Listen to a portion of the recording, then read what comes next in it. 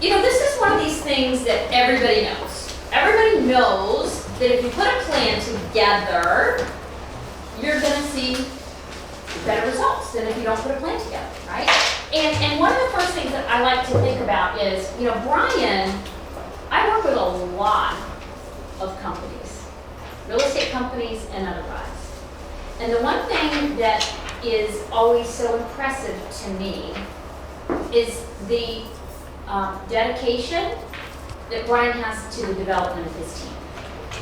There are very few, if any, companies that I have ever worked with for over a long period of time, like this one, where you have the owner who is really dedicated and puts their money where their mouth is. They put their actions behind the dedication they have to their team and their team developing and getting where they need to be. Right?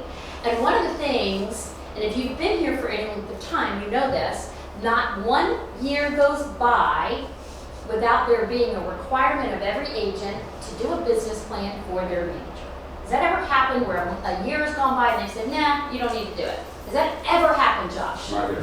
No. And how long have you been here? Well, off and on since '98. Okay. More than 20 years, right? And the reason is for this. Everybody knows this, but I'm going to challenge something here, right?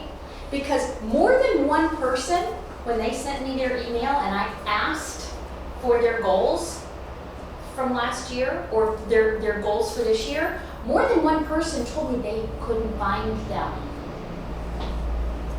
What does that say? Was it really a plan? No. I mean, if you buy an entertainment center from IKEA, do you get rid of the directions halfway through building it? Come on, guys, do you? No. No, why? You can't do it without it. So why is it that we can't find our plan? 6 months into the year that's supposed to be a plan for, right? So I want you guys, this meeting, more than the other 5, is really going to be focused a lot more on our mindset. It's going to be a lot more focused on our emotions and a lot more getting us geared towards where we need to be. The other meetings are going to be a lot more practical in nature in some of what we're doing. But I want you to understand the first thing that we've got to get right is our mind. And we've got to challenge some of these things that we put out there. Because I would say that even though everybody did their plan and they turned it into their manager, that wasn't what that really was. It was an exercise that they did because somebody told them they had to do it. Okay? And so that's going to change. So let me tell you specifically what the goals are for this program. Okay? We are going to go through goals, but we're going to write them in a very specific way. They're going to be SMART goals: specific, measurable, attainable, realistic, and have a time frame. Okay? If you're not familiar with that, you will be. But we're also going to talk about commitments. What's the difference between a goal and a commitment? One is concrete. A wish, one's just a wish, and one's like, Yeah, and those commitments, it doesn't matter. There's nothing that's going to get in the way of a commitment, is there? Let me ask you a question. Any Catholics in here? Okay. You ever done Lent? You given up anything for Lent, anybody? I know Lisa has, right? Anybody else in here? Well, we talked about this a few days ago, that's why. Here's what's interesting. Do you typically follow through on what you say you're going to give up for Lent? Do most people typically follow through? If they say they're going to do it, do they do it? Why? What's the difference? what's your commitment to God, I guess? The accountability of your own. There's no way I'm making any goals with God. I just want you to know that. But it's amazing, right? Because it's in our head. It's a completely different, it is a commitment. When we commit to giving up something for Lent, we are making a commitment. We're not just setting a goal, I'm just gonna see if I can not eat as much chocolate for the next 40 days. It's not what we do. We say, bam, this is a commitment, and I'm gonna do it. And here's the other thing about a commitment. If you mess up during Lent, do you say, oh, well, I screwed up, I'm gonna give up. I want to get rid of it the other 30 days. Do you do that? No, you just, as Alina put it in the last meeting, she goes, you just call it a mulligan, right? You don't give up on a commitment. And that's the one big difference. We're gonna walk away with not just goals, but you're gonna walk away with things that you're gonna commit to. And while we're gonna focus on fourth quarter, this all will culminate in a business plan with goals and commitments, we're also gonna be looking ahead and arming you with the ability to do that for 2020, okay? Motivation. It's interesting because as I was reading all of those emails, it was clear that we all struggle with motivation from time to time, don't we?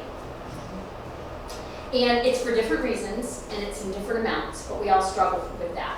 And so one of the things we want to do is figure out how do we develop and maintain a process for ourselves so that we can maintain momentum and our motivation. Because what happens when our motivation does this? What do our sales look like? Same. Just exactly the same, right? Then we're going to dive into systems. Everybody in this room is a different place in their business, okay? But one of the things that everybody tells me, one thing that is consistent with everybody is a lack of systems. And we're going to dive into the very first system today. We're going to hit hard into some of the other systems later. But we're going to start with the foundational system today. We're going to talk about that. And then just how do we create systems not in our business, because everybody thinks about how am I going to stay in touch with people? You've got to create systems for you internally, for self-management. That's what we're going to handle over the course of the next 6 weeks. So how you are going to get the most from this program is to completely dive in, try to do the activities that are assigned for these accountability calls, except for this next week. We will have a meeting, then the next week you will have a 30-minute call with me, and then the next week there will be another meeting, okay? So what we've done is, since there's not a meeting set between this week and next week, we've tacked one on at the end, okay? So that we can really make sure that you're armed to move into the future, okay? The best way to use those 30-minute calls is not to ask me questions that you could have asked me right here. So in other words, I want you guys to engage while we're here. And you guys have the benefit of having a much smaller group. So you guys can really dig in.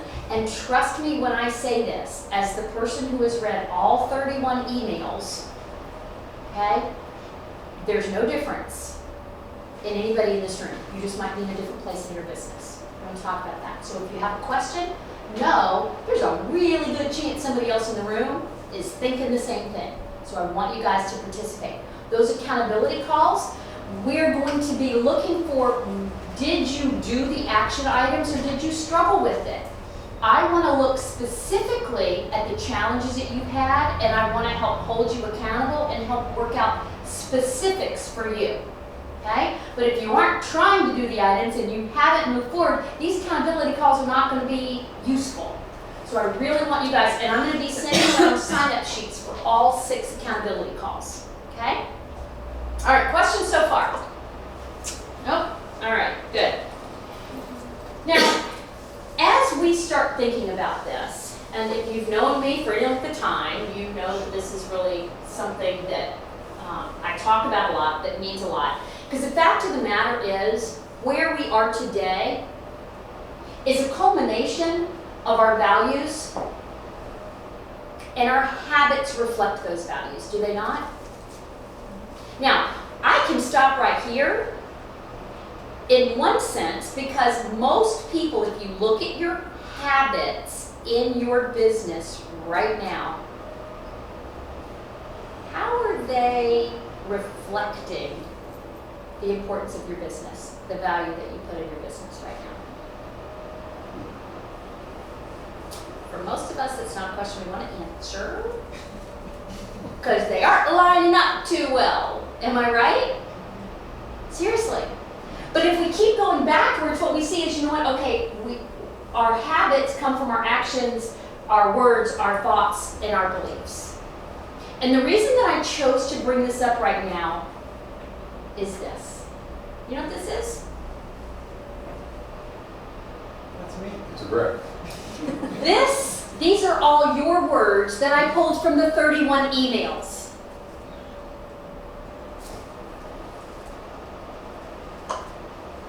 I didn't make any of this up. And I didn't even put them all in there.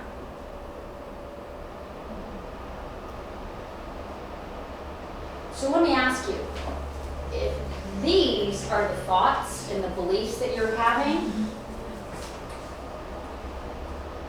what's that doing? Right?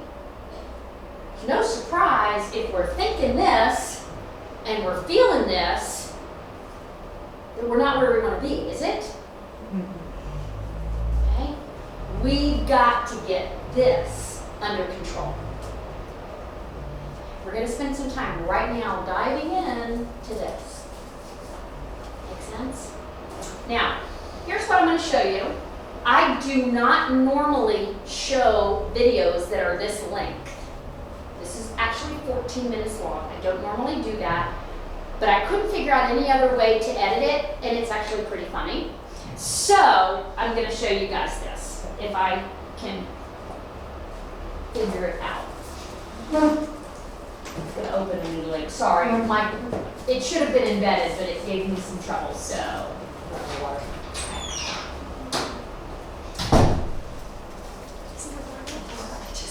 Has anybody seen this one, by the way? Tim Urban, good. Yeah, no, can you not have that? I love using checklists. There's nothing better than It didn't do my ads before. It makes me feel like There we go. Oh, is that too loud? How do I?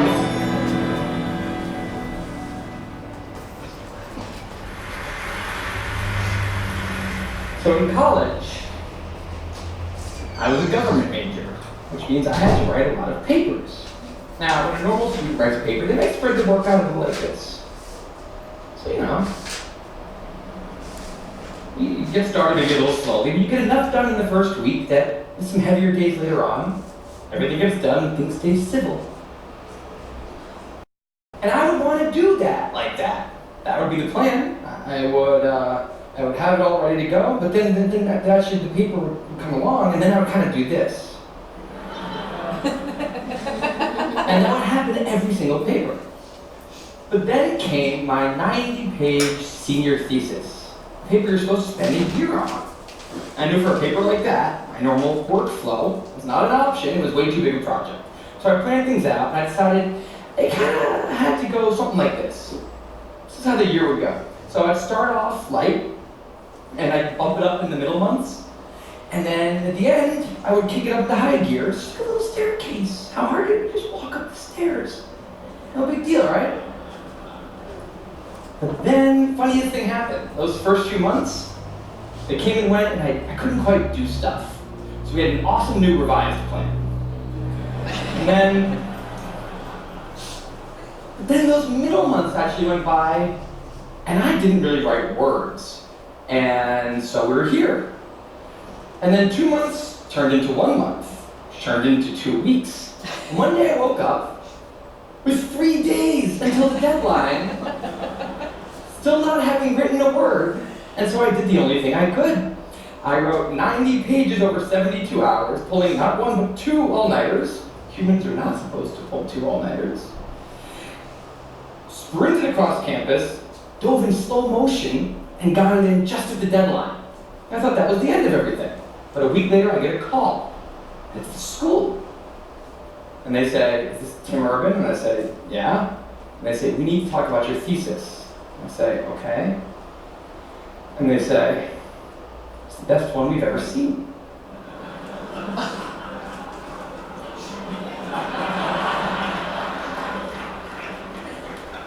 That did not happen. It was a very, very bad thesis. I just wanted to enjoy that one moment when all of you thought, this guy is amazing. No, it was very, very bad. Anyway, today I'm a writer, blogger guy. I write the blog Wait But Why. And couple of years ago, I decided to write about procrastination.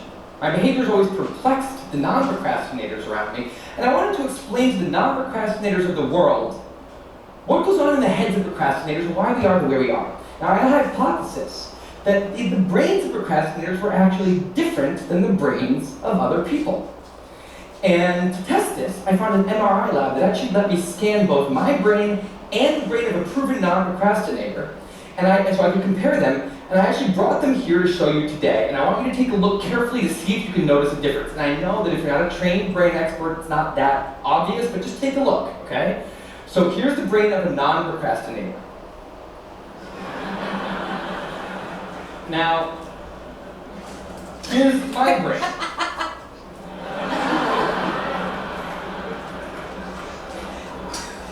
There is a difference. Both brains have a rational decision maker in them, but the procrastinator's brain also has an instant gratification monkey. Now, what does this mean for the procrastinator? Well, it means everything's fine until this happens. So the rational decision maker will make the rational decision to do something productive, but the monkey doesn't like that plan. So he actually takes the wheel, and he says, actually, let's read the entire Wikipedia page of the Nancy Kerrigan Tanya Harding scandal, because I just remembered that happened. Then we're going to go over to the fridge, we're going to see if there's anything new in there since 10 minutes ago. After that, we're going to go on a YouTube spiral that starts with videos of Richard Feynman talking about magnets and ends much, much later with us watching interviews with Justin Bieber's mom. All of that's going to take a while, so we're not going to really have room on the schedule for any work today, sorry. Now, what is going on here? The instant gratification monkey does not seem like a guy you want behind the wheel. He lives entirely in the present moment. He has no memory of the past, no knowledge of the future, and he only cares about two things: easy and fun. Now, in the animal world, that works fine. If you're a dog and you spend your whole life doing nothing other than easy and fun things, you're a huge success.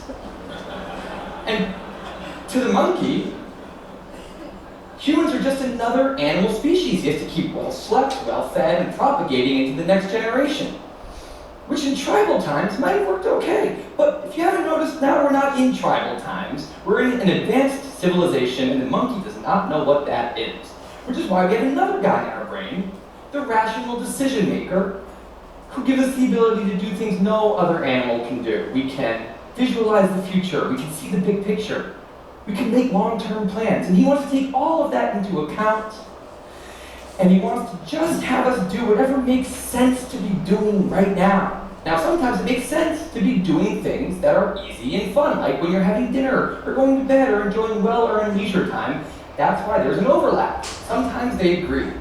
But other times, it makes much more sense to be doing things that are harder and less pleasant for the sake of the big picture, and that's when we have a conflict.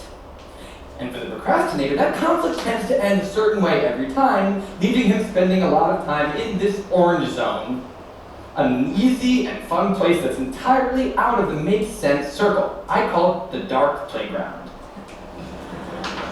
Now, the dark playground is a place that all of you procrastinators out there know very well. It's where leisure activities happen at times when leisure activities are not supposed to be happening. The fun you have in the dark playground isn't actually fun because it's completely unearned and the air is filled with guilt, dread, anxiety, self-hatred, all those good procrastinator feelings. And the question is, in this situation, with the monkey behind the wheel, how does the procrastinator ever get himself over here to this blue zone? A less pleasant place, but where really important things happen. Well, turns out that the procrastinator has a guardian angel, someone who's always looking down on him and watching over him in his darkest moments. Someone called the panic monster.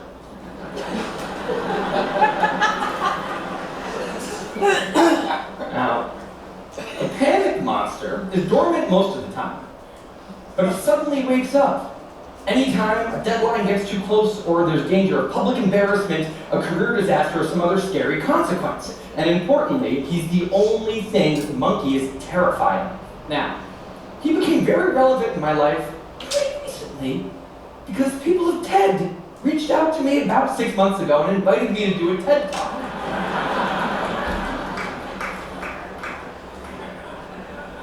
Now, of course, I said yes, it's always been a dream of mine to have done a TED Talk in the past.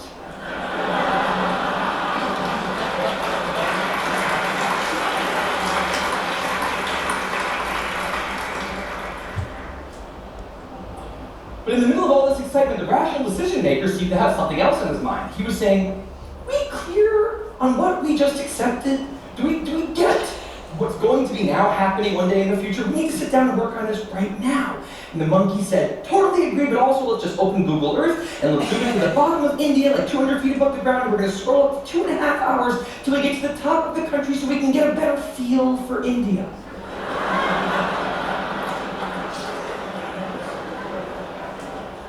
So that's what we did that day. As 6 months turned into 4, and then 2, and then 1, the people of TED decided to release the speakers. And I opened up the website, and there was my face, staring right back at me, and guess who woke up? So the panic monster starts losing his mind, and a few seconds later, the whole system's in mayhem.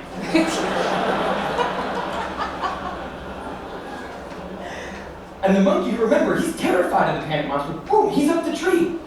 And finally, the rational decision maker can take the wheel and I can start working on the talk. Now, the panic monster explains all kinds of pretty insane procrastinating behavior, like how someone like me could spend 2 weeks unable to start the opening sentence of a paper, and then miraculously find the unbelievable work ethic to stay up all night and write 8 pages.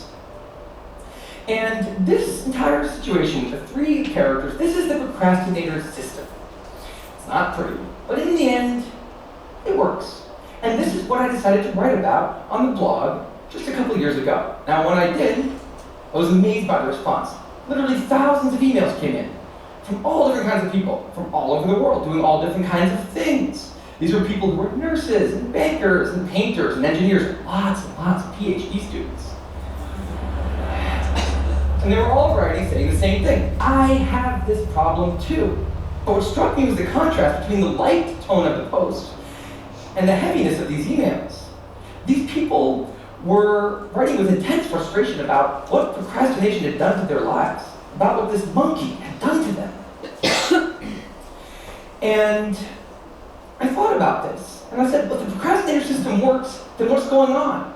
Why are all these people in such a dark place? Well, turns out that there's 2 kinds of procrastination. Everything I've talked about today, the examples I've given, they all have deadlines. When there's deadlines, the effects of procrastination are contained to the short term because the panic monster gets involved. But there's a second kind of procrastination that happens in situations when there is no deadline. So if you want to have a career where you want to be a self-starter, something in the arts, something entrepreneurial, there's no deadlines on those things at first. Because nothing's happening at first, not until you've gone out and done the hard work to get some momentum, to get things going. There's also all kinds of important things outside of your career that don't involve any deadlines, like seeing your family, or exercising, taking care of your health, working on your relationship, or getting out of a relationship that isn't working. Now, if procrastinator's only mechanism of doing these hard things is the panic monster, that's a problem, because in all of these non-deadline situations, the panic monster doesn't show up. He has nothing to wake up for. So the effects of procrastination, they're not contained. They just extend outward forever. And it's this long-term kind of procrastination that's much less visible and much less talked about than the funnier, short-term, deadline-based kind. It's usually suffered quietly and privately, and it can be the source of a huge amount of long-term unhappiness and regrets. And I thought, that's why these people are emailing, and that's why they're in such a bad place.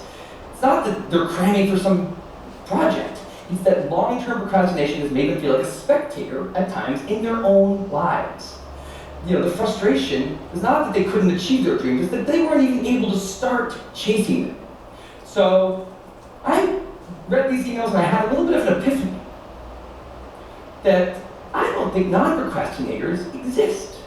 That's right, I think all of you are procrastinators. Now, you might not all be a mess, like some of us. And some of you may have a healthy relationship with deadlines. But remember, the monkey's sneakiest trick is when the deadlines aren't there. Now I want to show you one last thing. I call this a life calendar. That's one box for every week of a 90-year life. It's not that many boxes, especially since we've already used a bunch of those. So I think we need to all take a long, hard look at that calendar. We need to think about what we're really procrastinating on, because everyone is procrastinating on something in life. We need to stay aware of the instant gratification monkey. That's a job for all of us. And because there's not that many boxes on there, it's a job that should probably start today. Well, maybe not today, but you know, sometime soon. Thank you.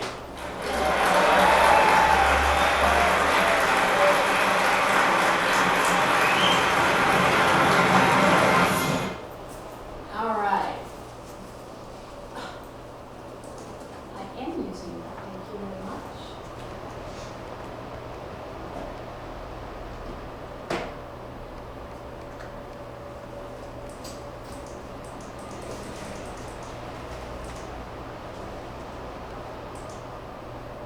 All right. So you'll notice I gave you guys a piece of paper that looked a lot like those squares, right? They're very small. They're very small. But let me tell you, one line is a year. Okay? Now, I know you guys might not do this, but you know what? After I'd seen this, because I tried to edit it down, never could figure out quite how to do it. But after I'd seen it a couple times, and it really spoke to me, what he said about this life calendar. And I thought, you know, I want to make one up. And I want to do it. And something really crazy happened. Because as I did it, and I started drawing very monotonously, if you will, I started drawing a line for every year. And I started thinking, oh, I'm such a little baby, I can't do anything. But then suddenly I started, milestones in my life, I started thinking about them. As I drew and marked off more, and more, and more, right? And you don't have to do this, but it had a real impact on me. First of all, I'm not liking how much time's left. And what have I done? Right? What is it that I want to do differently so that if I'm marking these lines off in the future, I remember milestones. I think, man, I did this. This was awesome. Right? So I'm giving this to you. You may choose to do it, you may not. I know for me, it was an unexpected effect when I started doing it. It didn't even take 5 minutes. Okay? That's what this is that I've given each of you. Okay? So tell me some aha moments, something that you found that struck you from that TED Talk. Tim, any aha moments there? Anything that stood out to you? He was talking about me. Yeah. Absolutely. You know, one of the things that struck me the most was when he said, I always wanted to have done a TED Talk in the past. How many of us say, you know what, I want to have been the top agent in this office, or I wish I could have been recognized for blank, right? That really struck me. Because we often think about those things, right? We don't think about them in present terms, we think about wanting to have done them. And it really struck me. But ultimately, what solves the procrastination problem? Deadlines. Well, yes, and I will say deadlines, absolutely, but the size and specificity of our goal. Lisa and Jade have heard this recently, but I had a client that I was working with, and one of our first phone calls, she tells me what her goal is for the next year. Real estate agent, she goes, I want to make $723,000. Great. Kind of weird. Why 723? right? Why not 725 or 700, right, 750? And she said no. And she had a spreadsheet. And on that spreadsheet was how she was going to allocate every dollar of that money. She knew what her bills were every month, and she knew what her goals were. She knew that there were 2 trips they were going to take, and she had known, because she had looked up what amount of money she needed to allocate for those. She knew she wanted to give a certain amount of money to a charity of her choice. She knew there was a certain amount of money she had allocated to pay down her mother-in-law's second her home equity line. She had put money aside for every single thing in her life that was important, very specifically. And here's what happened. Because she knew her conversion rates and she knew what her activity was, she became very committed to those activities because she knew if she didn't do it, she was going to have to mark something off that list. What do you mark off? Right? But we do that all the time. Every single day that goes by that we don't do what we said we want to do, we are marking things off that list. Even if we don't have the list, mentally we're going back and we are giving up and saying, no, this is suddenly not important to us. Right?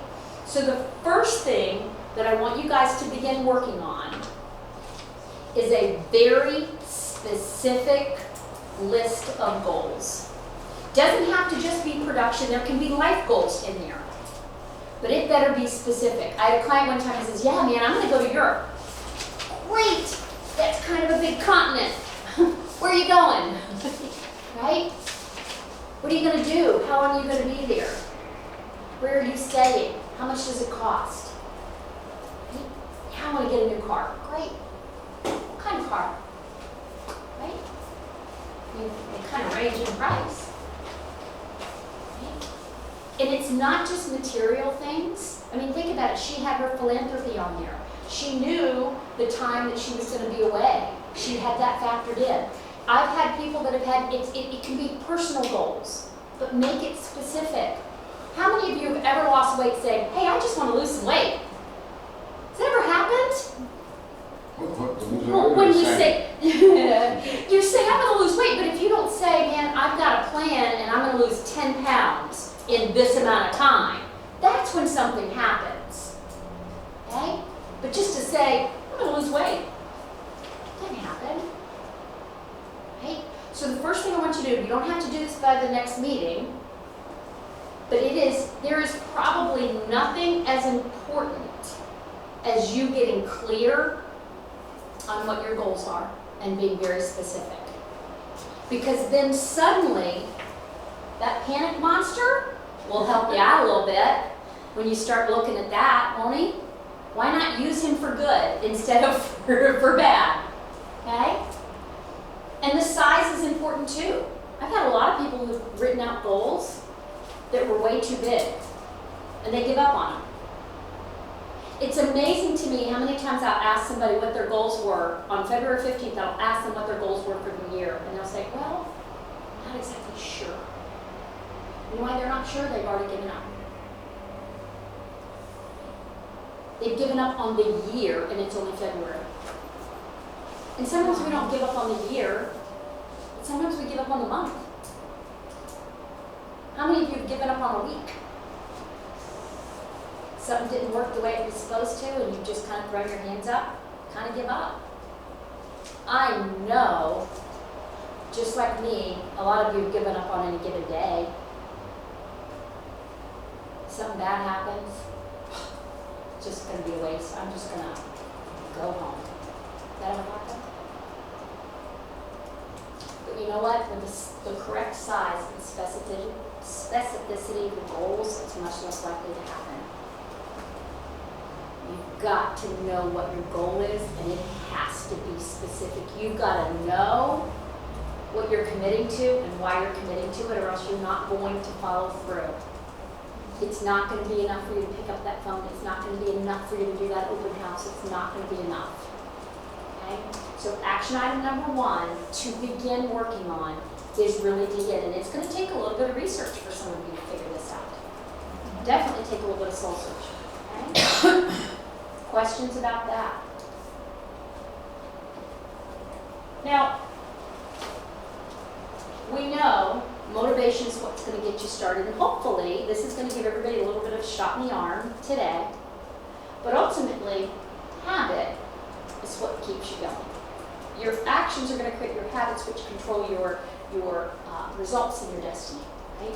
So we want to get you motivated, but we've got to create habits that are going to keep you motivated. We're going to talk a little bit about that. Okay? Now, Rory, who we're going to listen to just for about 2 minutes, he is the author of the book that I have given you. Okay?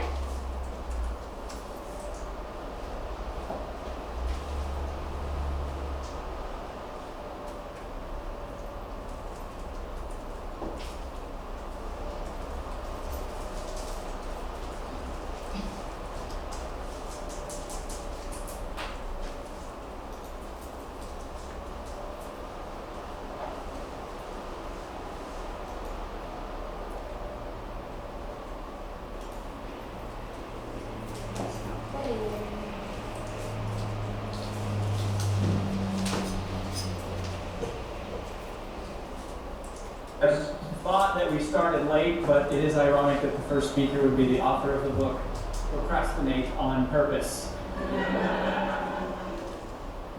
How is it that we have more tips and tricks, tools and technology, calendars and checklists than ever before, and yet we still always seem to be behind?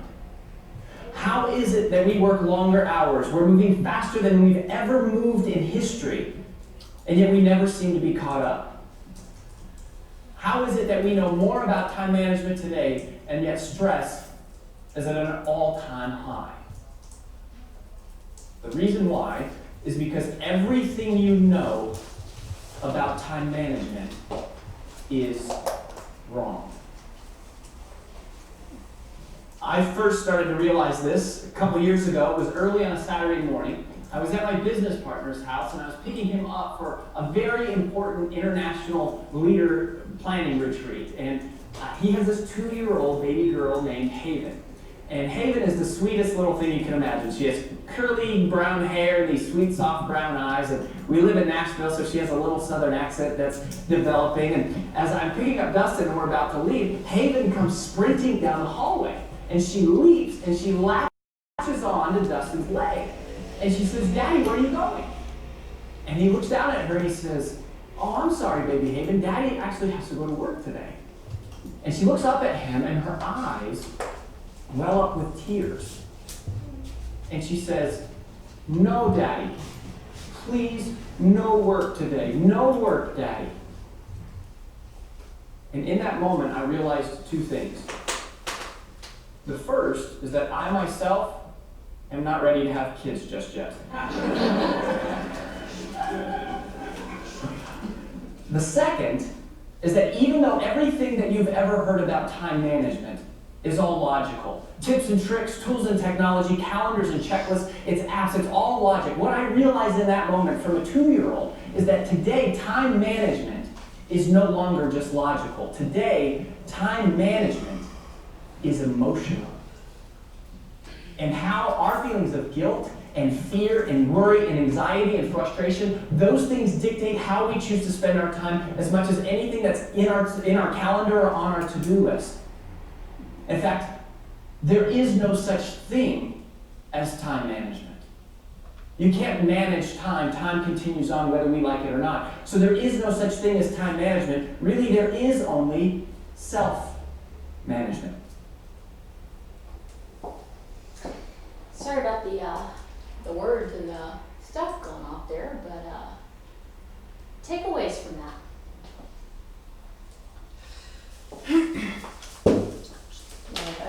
For me, my procrastination is not necessarily things I'm choosing. I feel like I'm constantly reacting like in crisis management mode for just things that hit me from every aspect of my life. So, let me tell you a story. when I went to the Institute for Professional Excellence in Coaching. That's where I got my coach training from. And the gentleman that started that, his name was Bruce Schneider.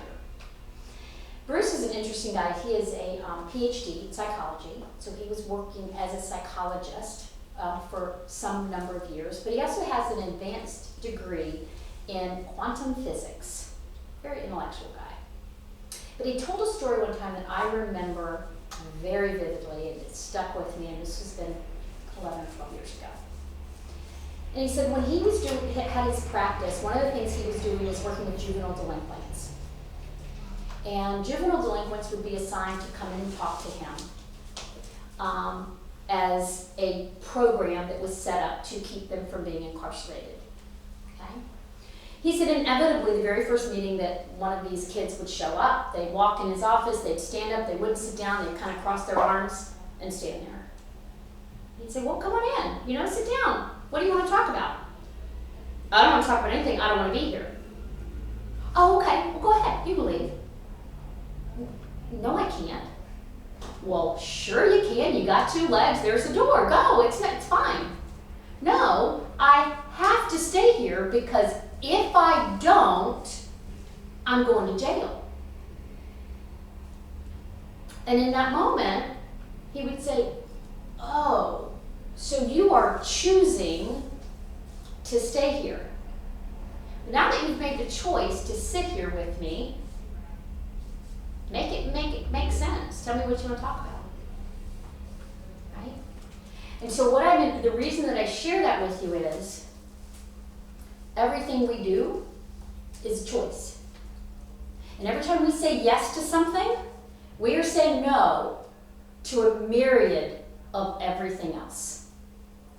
So we're going to work on that reactiveness, and we're going to talk about a couple of specific examples. But it all boils down to choice. Does it not? Yeah. It really does. And I'm going to give you some very specific examples and some specific things that you can do for that you may not have ever thought of. They're very simple things. We'll talk about those. I'm really glad you brought that up. Thank you for that. Okay?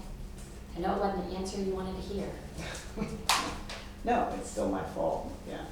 It's always a choice, but I absolutely choose to procrastinate consciously. Yeah. I literally say, I'm not doing that.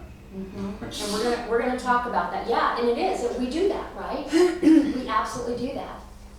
Any other takeaways? And we'll jump into this here. Any other takeaways come up for you? Okay. This is the premise of what we're going to talk about for the rest of our session today. Okay? And I know this to be true as much as I know anything, and you guys know it to be true if you think about it. In fact, over the next 6 or 7 weeks or whatever it is that we're doing, or 12 weeks, whatever it is, I'm not telling you anything that you probably haven't heard before. Hopefully I might say it in a way that resonates a little differently, but this is nothing new. But I know that it is easier to act your way into proper thinking than it is to think your way into proper action. Our mind is not our friend. Did anybody set an alarm this morning and then hit the snooze? All right, okay, 2 people. Let me tell you what happened. You were making excuses and your mind took over before you even lifted your head off the pillow. I mean, do you set an alarm for some random time that you don't really want to get up? No! You set your alarm for when you want to get up. But then our mind gets involved. Oh no, you don't need to work out today. You don't need to do that extra thing. You don't want to sit and have a cup of coffee before you get in the car. And the next thing you know, you hit the snooze button, right? Our mind is not our friend. And I will say again and again, it is much easier to act your way into proper thinking than it is to think your way into proper action. Because sometimes we've got to get started with the action in order to create the habits. And I got to tell you, if you create good habits, how does that affect your thoughts and your beliefs? Yeah, tremendously, right? So this is what we're going to focus on for the rest of our time, is how are we going to act our way into proper thinking? Because we've already established with that wordgram, right, that the thinking isn't happening the right way here. We all agree with that. So let's figure out how we can act our way into some better thoughts, okay? And this is it. You guys understand that you can't take Algebra 1 without knowing how to add, subtract, multiply, divide, right? No. But when we're talking about self-management, when we're talking about running your business, this is like adding and subtracting.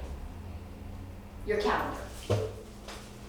It is the easiest, not simple, or it's simple, not easy, system that you have to help manage yourself, and it's your calendar. But let me ask you a question. How many of you have ever even thought about calendar integrity? Kind of, but. So let me ask you this. If you were to look at your calendars right now, okay, look at yesterday. Who's got something on their calendar from yesterday that they didn't do? Jada? Who else? Dill. Does it just have to be from yesterday? No, it can be any time. I mean, here's the idea. How many times do we put something on our calendar and we don't do it? We look at it and go, I'm not gonna do it. Did it all. Well, I just wanted to clarify something here, because the calendar is like when I'm gonna meet somebody or do something. My okay. to-do list is different.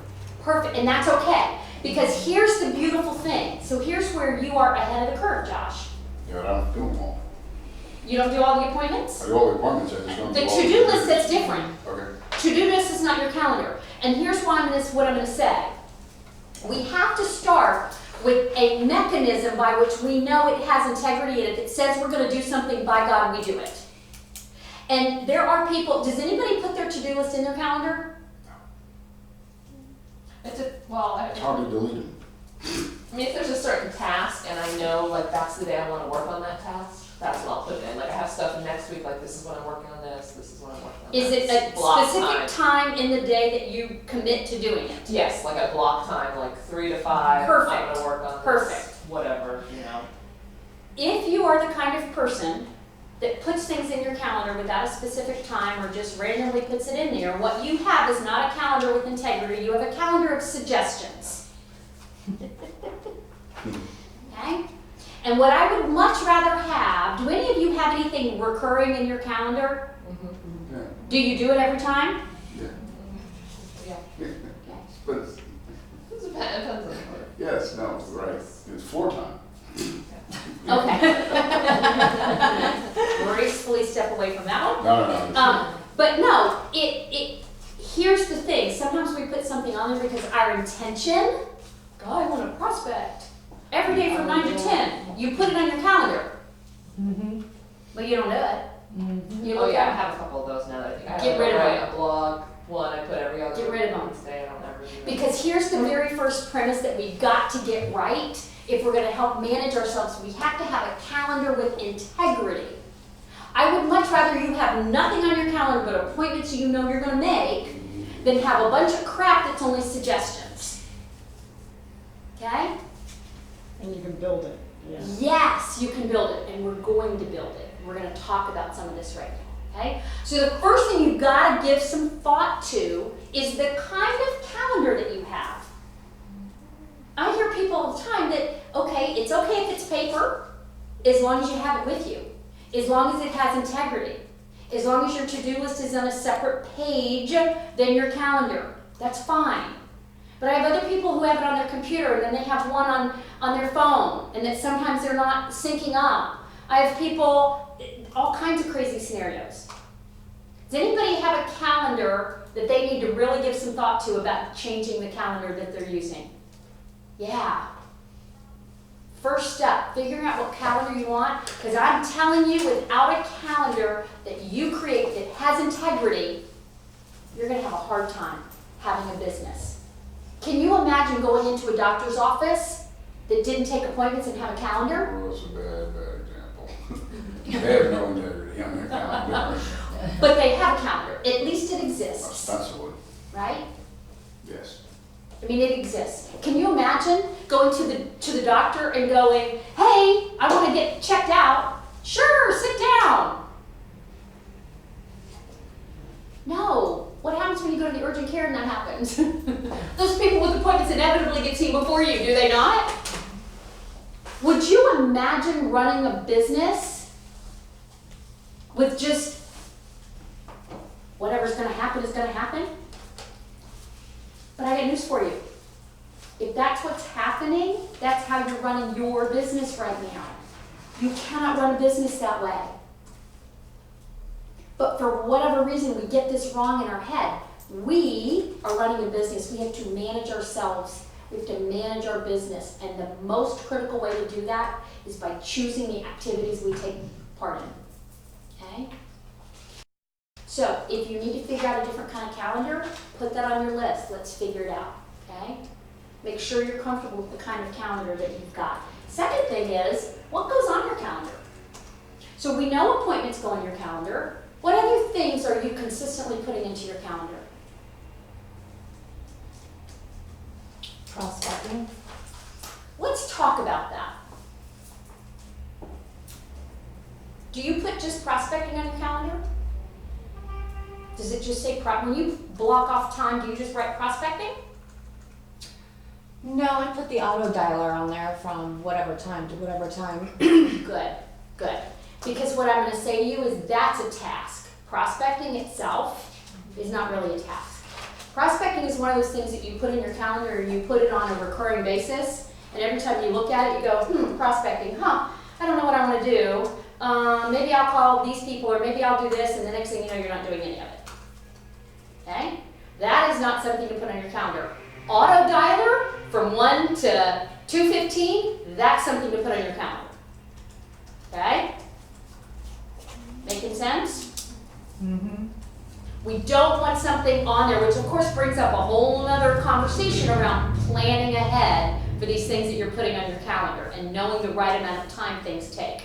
But I gotta tell you, one of the ways that we lose time the most is knowing what we're gonna do next.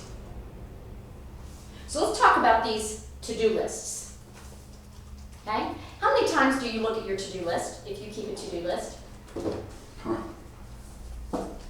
3 or 4 times a day. I'm gonna tell you at least 3 or 4, right? Right, Probably double that. probably. Now, let me ask you, what are you getting done as you're rereading the to-do list that you've written? Some of it carried over from 2 weeks ago, and you're rereading it and rereading it and rereading it. What are you getting done? Nothing. Nothing on the list. No. Just trying to find an easier one to do. Exactly. Prioritize it, like as far as what's gonna be, Right. you know, what do I need to do like today? Right, Like, but what's you the read- deadline for that? But see, here's what happens with that, though. If we're reading it through to figure that out, then we oftentimes choose to do the things that are urgent and maybe aren't doing them at the best possible time. We're doing them because we're scared to death something else is going to get in the way. Has that ever happened? It's not planned. It's not planned. This is what you do with the to-do list. Every morning, you look at your to-do list. You strategically figure out what needs to be done and the amount of time these tasks are going to take, and then you translate them into your calendar. Okay? That is the way that you can take the things that you know you want to do. You know you have what time you're going to do it. You don't have to worry that something important that really is best done at 4:45, you know it's going to happen at 4:45 because your calendar has integrity. You don't have to think about it. You don't have to go back 14 times to your to-do list, right?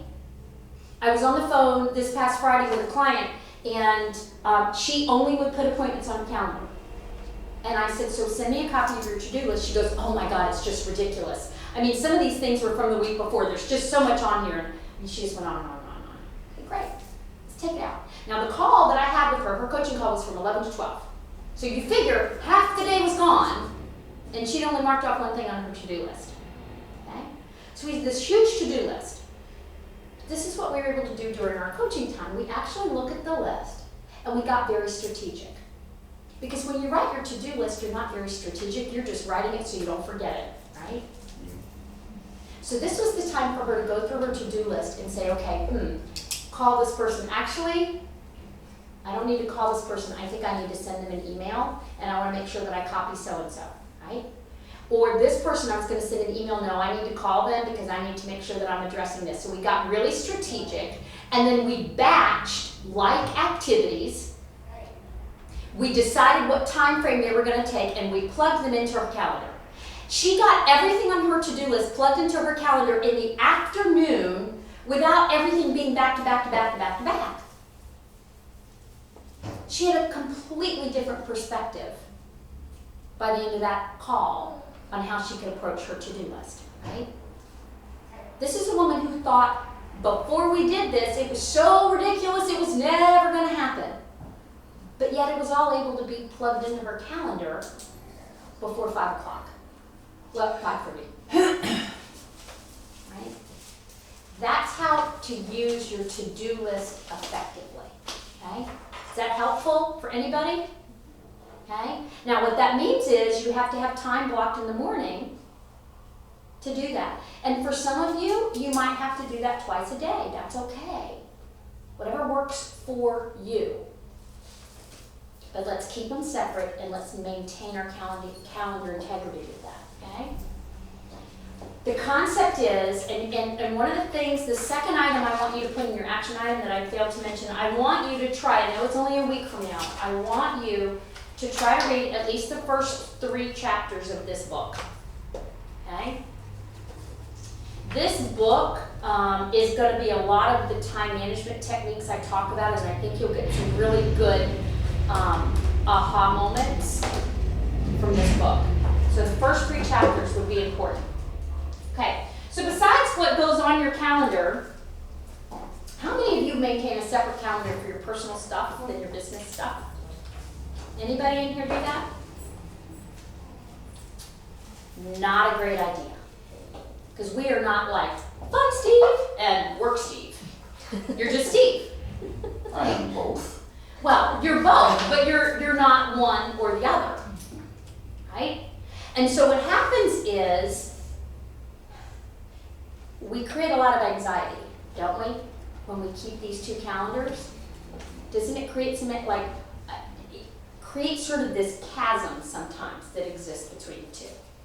And let's face it, how many times do you not prioritize or not take seriously a personal thing on your calendar if something for work comes up? I don't do that on a calendar, that just happens in life.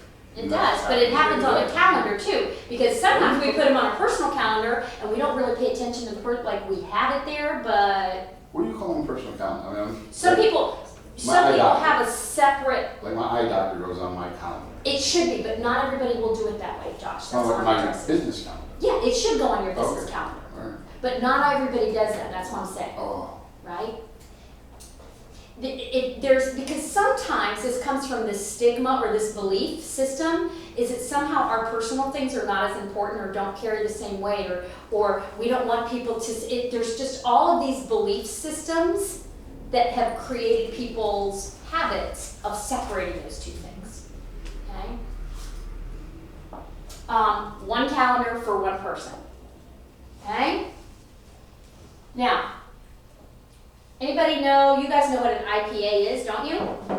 beer. Yeah, I know. Everybody says beer. Income producing activity. Income producing activity. Now, how many of you have income producing activities on your calendar for next week and you know you're going to stick to it? 1. I think, Lisa, probably nobody in the marathon office even raised their hand, so kudos to you, okay? Income producing activity. So give me a definition of what an income producing activity is. Somebody tell me what one of theirs is. We talked about auto dialer. That's one. Mine are, my prospecting is my SO, I go visit people. Okay, I perfect. do it almost on a regular basis. Different places, different offices, I go see. Is any of that on a calendar? No. Okay, great, but at least we know you're doing it. That's an income producing activity. Give me an example of another one. Open houses. Open house. What else? Oh, Creating ads. showings? That costs more. Nope. And that's the reason I'm asking, is because I think there's a lot of confusion around what qualifies for an income producing activity and what doesn't. When we are showing homes, we already have the client. We have the buyer or we have the So seller. you're saying that's not It is not an income producing activity. what buyers certainly isn't. Huh? I'm sorry. Well, the income producing activity is an activity that we're gonna do that is going to bring new business into us. Now, marketing, and I'm gonna jump to the next one right now. Marketing is different than sales. So if you have on your calendar, doing everything you need to send out expired listing packages, that is one. We can call it that, yes, yes. Okay? But I want you guys to be real clear because here's the thing. You know how I told you our mind is not our friend? And this is one of the things our mind just like you did, right? We want easier tasks to be income producing activities. But let me ask you a question. Has anybody ever hired you to sell their house or to buy a house and you haven't had a conversation with them? Yes. How many times? Not bad. You're the first person that said yes, and probably hundreds of people. Okay? Typically, what is the precursor to someone hiring you as a buyer's agent or as a seller's agent? What's the precursor? Meeting. Having a conversation, right? So I am going to tell you an easy way to not allow your mind to trick you is an income producing activity is one that is going to end in a conversation with you, with someone who has the ability to either refer you business or is potential business. Okay? Period, end of story. Now, it's great if you send out just listed, just sold postcards. That's not sales activity, that's a marketing activity. Okay? I had a client one time and we were tracking, she wanted to track her blogs and her social media and her blah, blah, blah. Fine, we tracked them, but we also were tracking conversations. And after a while, she said, why am I not getting any more business? Because I'm doing almost all my stuff. I said, let's look at that. Because she had been really resistant to the sales activity piece. And I said, let's look at this. And I said, here's what's interesting. All of this marketing activity, man, you're blowing it out of the water, 100%, 120%. It's working. Like, you're doing it. So what are you not doing? She wasn't having conversations because she was feeling uncomfortable. And she was actually spending time that she should have been having conversations and tricking herself in, well, if I just do more of this, and that's just not true. That's your mind not being your friend. That is you making excuses. That is you procrastinating. Okay? So income producing activities are those things with the goal of having that conversation with that person. Everybody clear on that? Yes. Auto dialer, great one. If you use it. Well, yes. Open house, great one. Door knocking, great one. Calling expireds, yes. Okay. Right? Knocking on a FSBO door, yes. You see the difference? Okay? Any questions about this? Now, when we're talking about these kinds of activities, it's important for you. Does anybody color code their calendar? When I've done the task. That's awesome. However, here's the problem. Here's the problem with doing it after the fact. When we do it after the fact, we don't have the ability to look at our week coming up and know what's missing. Do I need to schedule more income producing activity? Do I need to do more of this or less of this? What's awry as I look at the week ahead? What adjustments do I need to be able to make and do it at a glance?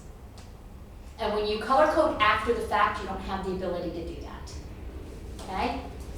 My calendar, green, is my income producing activities. And I can look out a month or 2 months. And if I don't have enough green in my calendar, man, I better do something about it now. Red is my color for those appointments that I really don't want to change if I don't have to. That's just my system, right? I have kind of this weird gold color for kind of the tasks that I'm going to do in a time frame. Whatever works for you. But you need to have a system for that, okay? Because it's not enough to know that we did good last week if we're not doing good this week. We can't change last week. We have the ability to influence next week. Making sense? So I don't know how that would work, how you might want to think about that on a paper calendar. But you might think of maybe highlighting it the color when you write it in there, and then striking through it or putting a check mark or something once you know, I don't know how you want to do that. But in theory, if it's in your calendar, you know you're going to do it, so there should never be anything that's left, right? Right. Yes. I'll tell you, I mean, Great. I know that this is hard and it's baby steps, right? We're talking about progress, not perfection. But man, I gotta tell you, you know what my husband will say to me, and it happens 2 or 3 times a week still. What do you got going on tomorrow? I don't know. I gotta look at my calendar. He'll say, how do you not know what you've got going on tomorrow? I said, I don't need to know. I know when I'm starting, I know when I'm ending, and I just do what my calendar tells me to do. Causes stress if you. Oh my you gosh, think it's about it awesome. before. I don't have to worry about it. It's all in my calendar. And you know what I know? Because I've looked at my calendar for the week ahead, everything's on there. As long as I do everything that's on there, man, Friday I can feel like I nailed my week. Right? Somehow, when we're in high school, and we have this structure of, okay, we go this class at 8 o'clock, and this class ends at 8:42, and we have 5 minutes, we've got to go to the next class. We think that that's the worst thing in the whole world. I want you to think about how efficient were you in high school? Think about it. Jada, how much can you do in 5 minutes between classes? I mean, you can see your boyfriend or your girlfriend, you can plan a party for Friday, you can probably finish the homework you didn't do for the next class. Yeah. Am I right? And the reason you can do that is because you know you have 5 minutes, you know what you're going to do next, you've got a plan, and you do it. You can't sit and nap and go, man, I'm just going to finish this homework, I'll go to English later. No! You can't do that, but for whatever reason we decide we don't want that confinement, and we somehow mistake lack of structure for freedom. And I'm going to tell you, I am not perfect on my time management, but I'm okay with where I am with my time management, and it is much more freedom by having what most people think is an absolutely insane looking calendar than when I didn't have it that way. Okay? There's a whole lot less stress. Okay? So let's talk about one other thing. I forget what I've got next here. Oh, to-do list. So let's talk about, we talked about how to do your to-do list in your calendar. Let's talk about distractions for half a minute, okay? Mhm. And I gotta hurry. There's been a lot of research done on this, okay? I wanna make sure everybody agrees with this premise. Because the second way that we lose a lot of time is with our distractions. Am I right? You guys have even talked about it. Absolutely. Okay, let me see if you agree with this premise. The premise is that from the moment we stop a task due to a distraction until the time we get back to that same place in the task, the most conservative number that I've seen is that is a 90-second loss of time. Would you all agree with that? Yeah, Or way just a longer. Yeah, most people say 90 seconds, that's way on the low end. How many times between texts, phone calls, people, et cetera, et cetera, et cetera, how many times are you distracted in a day? You can't count. Yeah, Yes, Most people will tell me 100. Fair? yeah. You're good. It might be less, might be more. If it's 50, it's still an enormous number. Exactly. If it's 100, like I'm not the greatest at math sometimes, but 100 times 90 seconds, I think that's 250 minutes, is it not? No, Of what? nothing. Just trying to get back up to your task. Yes. Okay? Have any of you had normal Monday through Friday jobs, but you went into work sometimes on a Saturday to get work done? Absolutely. Come on. Yes, yes, yes. Right? Now, why is it that on Saturday morning between 8 and 11 you can do what you couldn't get done 5 days before? Because nobody's there to Nobody's there. distract. No donuts, no coffee. No distractions. Right? So, how can we create these focused areas of activity in our calendar every day? I get up at 4:30 in the morning. I literally swear to God I do that for But emails. if you, and that's whatever works, but I would challenge you and say if you could create focused areas of time throughout your day, your world will change. You might sleep till 5:30. Okay, whatever works for you. No, I hear you. But the point It's is, the same concept. we don't have these areas of focus and we certainly don't hold them with integrity, right? But the only way that's gonna happen is if it's on purpose, okay? You know, sometimes I'll ask people, well, how long does it take to get something all uploaded onto MLS or the pictures put in there or your description's written? Do you know how many times people go, I don't know? You know why they don't know? Because they stop 400 times in the middle of doing the task. They've never done it from beginning to end to even know. You guys probably have some of those things on your to-do list. If you're pressed, you don't really know how long it's going to take, do you? So what I'm going to challenge you to do is be more mindful. Don't put anything on there that you don't intend to do, but let's start putting things on your calendar that you hold in integrity. So let's get back to, Annalise, your question about being reactive. Yeah. Okay? So they gave the example in the marathon office, say, you know what, I'm supposed to be dialing, or I'm supposed to be doing whatever at 11 o'clock, but somebody calls and says they need to see a property at 11. Now, I am not going to tell you not to show that property, but here's what I know is not happening. Let's just say whatever you were doing, you're supposed to be done at 11:30. What's not happening is you're saying to that other agent, oh man, that's fantastic. Actually, I might can do 11. Are you guys seeing other properties? Would 11:30 be okay with you? We're not doing that. Why not? Not treating it like a priority. We're not. And I'm not saying you've got to give something up, but we're not valuing our time. We do budgets for our money, we do planning, we do all of this stuff. And the fact of the matter is there's a ton of money available. I mean, you might not have as much as you want, but there's a ton of money everywhere. And we are so darn careful with how we spend our money. But we're not half as careful with how we spend our time. And we can't make more time, we can make more money. Right?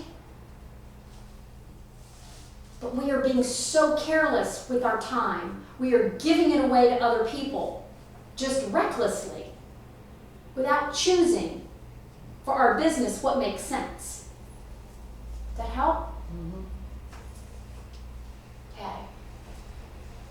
All right, and then, so, you're going to get an email with a tracking sheet. This is not like Big Brother looking over you. And I'm going to start passing these out.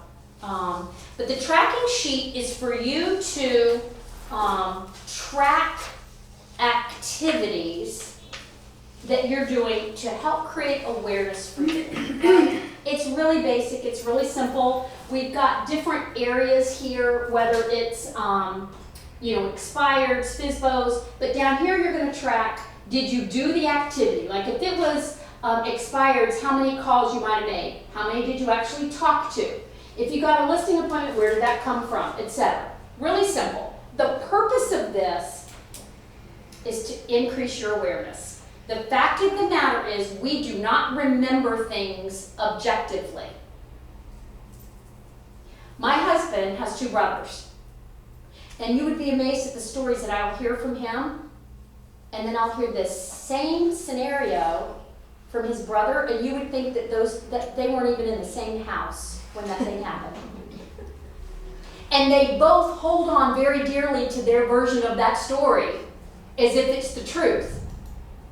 And we do that ourselves. We don't remember objectively, we remember emotionally. This takes the emotion out of it. What did you actually do for the week? I know. I know. All right, I'm going to pass these out. And you should be signing your name one time on each piece of paper, okay? These are the sign-ups for the 30-minute accountability calls, okay? Now, what's going to happen is once you put your name on that sheet in that slot, the gray means it's not available. Once you put your name in that slot, know that I'm going to send you a calendar invite. As long as when you get the calendar invite, you hit accept, it will populate into your calendar and you will get your notifications however you get them, okay? If you use paper calendar, we will send you the calendar invite and you can record it then. But you need to make sure you have your name on one sheet, each one sheet of paper here. Now, I want you guys to know for these accountability calls, you will notice that some of them are the entire day, back to back to back to back to back. So what that means is when you sign up for a time, you need to call me on time, and my commitment to you is I'm going to end the previous call on time. Okay? There is a lot we can do in 30 minutes, but that 30 minutes, if you're late, I can't help you. Okay? You got to call me on time and be prepared for the call. Okay? So, I want to hear today takeaways, action items, questions. What are you guys going to do? What was a big takeaway from today?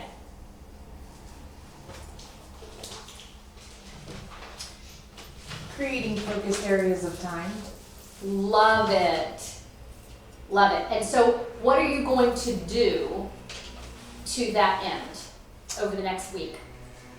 I'm going to go over my to-do list the stuff I haven't finished on it, and bundle it and put it in certain areas of time on my calendar. Love it.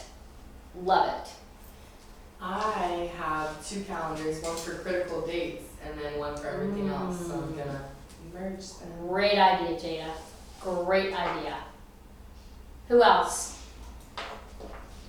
I'm gonna start trying to take control of my interruptions.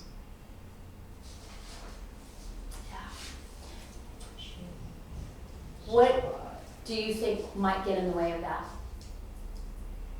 Fear, Of consequence, what it's gonna take to do it. Yeah, well, that'll be a great topic for us on our calls to see how you're doing with that. You know, it's interesting, a lot of times the fear that comes up for some people being reactive is they start thinking that if they don't show that property or they don't do something right at the time that that person asked, the fear is that they're gonna somehow lose the deal. I wanna reframe that for you. You don't have the deal, right? So you're not risking losing a deal that you don't have, okay? And I'm not saying it's not important, but I'm saying in the big picture, from a fear perspective, we know a lot of fear is irrational, and that is. That is, because you are projecting that you're losing something that you don't have, right? Right. Well, I'm sorry, I don't know what you said, the takeaways are different for me. Yeah. I actually probably do too much of that. I tell people no all the time. I sometimes make buyer's agents very mad. Because they'll call and they'll say 24-hour notice. They'll say, look, I know it says 24-hour notice. I go, do you have a pre-approval? If it's a cash deal, do you have proof of funds? I mean, I'm probably doing too much. And I'm hearing that maybe I should, because I feel like it's It's an electric shock, I hate it. But that's a little bit overboard, I think, and I think I have to frame it differently. Yeah, good takeaways. Anybody else? Just organize, you know. For me, it's I'm new, so I need to organize my schedule, my times, so I can have a big picture and be clear about everything I'm gonna do. Yeah, yeah, perfect. Perfect. All right, hopefully this was a good meeting. Hopefully it was good. Well, I'm asking, right? Are you guys good takeaways? Yes. Good. Very good. Good. So next week, same time, same place. Okay?